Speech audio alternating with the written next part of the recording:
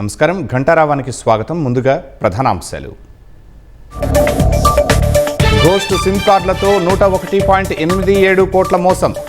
13 రాష్ట్రాల్లో దాడులు, 66 మంది అరెస్ట్. శంషాబాద్ ఎయిర్పోర్ట్లో హైడ్రోఫోనిక్ గంజాయి పట్టివేత, 3 కోట్లు విలువ ఉంటుందని వెల్లడి.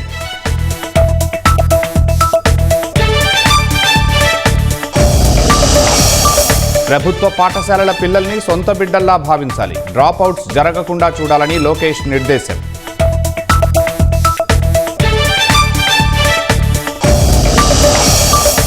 అన్నదాతలకు ఆందోళన కలిగిస్తున్న లాకులు సమగ్రంగా మరమ్మతులు చేయాలని ప్రభుత్వానికి వేడుకోలు.